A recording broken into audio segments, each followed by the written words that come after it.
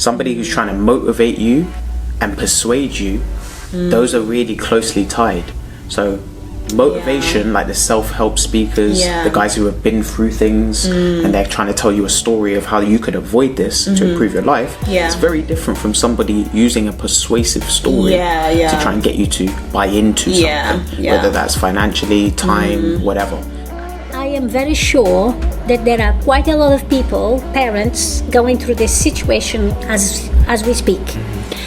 If you find yourself in a situation where you are in crisis point and your social worker is suggesting a mental institution, well, they call it an ATU. So the ATU stands for Assessment Treatment Unit. Now, the wording is already saying treatment. Now, you can't treat autism.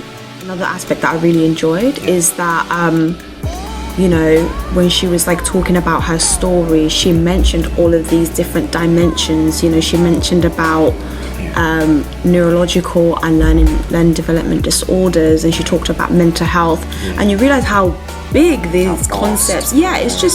It's a massive field, and there's so much going on. And I think that's what this, again, the podcast like this will highlight, is that people go through different things, and it all fits in under this massive umbrella called health.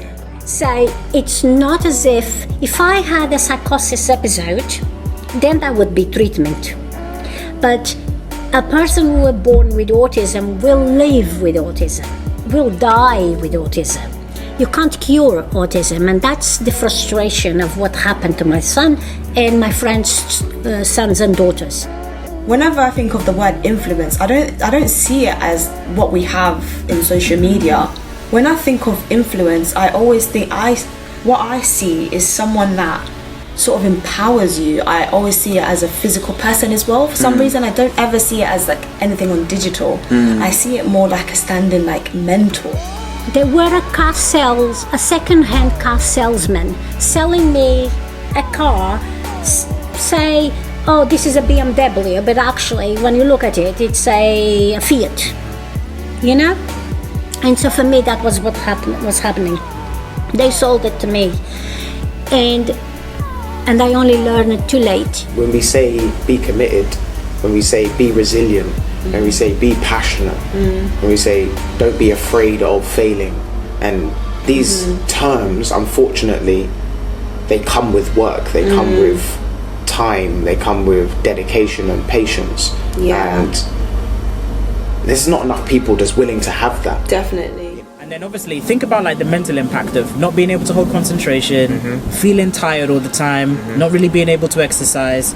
That starts to, it's like almost like a hammer, like hitting a nail, like, and that nail is like your mental health being knocked into the ground. Yeah, it's a good analogy way to look at it. You know what I mean? So like that's where like diet can really feed into that sort of particular picture. I'm always telling people, like, you know, the reason why greens are so essential is because actually they can be so beautiful for mental health. Okay. You know what I mean? Sustaining your energy, keeping iron levels nice and stable, you know what I mean? And then having like vegetables that contain vitamin C. We don't get the full picture. We usually get told either one thing and we're missing out the complete other. So someone might tell you, for example, like the activity thing that I mentioned is get up and go and do activity, work on your like physical well-being, you know, go to the gym or go out and have a jog, spend time in the park. But then they won't mention to you how important it is when it comes to what diet that you have. They won't tell you actually cut out the junk food for a period of time, test it out to see how water can make you feel, like having your 2 liters of water can make you feel during the week. Test out, you know, having fruits and like maybe an orange a day, like how that's going to make you feel. We don't really talk about that stuff when it comes to mental health. No, it's true. After a while of having takeaway, you're going to start running into some micronutrient deficiencies. So you're going to be missing out on like those vital vitamins and minerals that you get from like fruits, vegetables, like, you know, like iron, nuts, calcium, grains, magnesium, selenium. All of those minerals are fantastic for mental health. You know what I mean? So and then obviously you're going to be missing out on your vitamins as well. So it's things like vitamin B, you know what I mean? Like which are there for neuroregulation, regulating mood, even regulating appetite to a degree as well, you know what I mean? So all of those things are there, and obviously with those sort of takeaway foods and other things like that, like sweets and sugary drinks, you're just missing out on all of those vital nutrients. Whatever that it is that you do, that you're comfortable in, that you're passionate in, whatever, there's gonna be things that you take out of it, whether that's like positive things or negative things.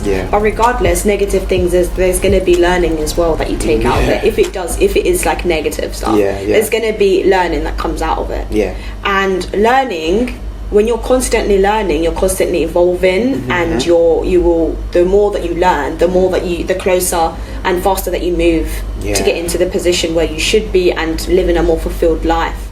And say you've been missing out on iron, you know, I was pointing to this like green leafy veg, you know? You know what I mean? But like green leafy veg that contain contain loads of iron, like broccoli contains loads of iron, you know what I mean? And then obviously, you know, like meats contain iron as well, eggs contain iron. But when you start missing out on that iron, obviously those iron levels start to dip a little bit, and your iron carriers start to dip too. When that happens, you start feeling a little more tired, a little more, and you're more likely to fatigue as well when you exert yourself a little bit. And when you're feeling tired and fatigued, what happens to your mood?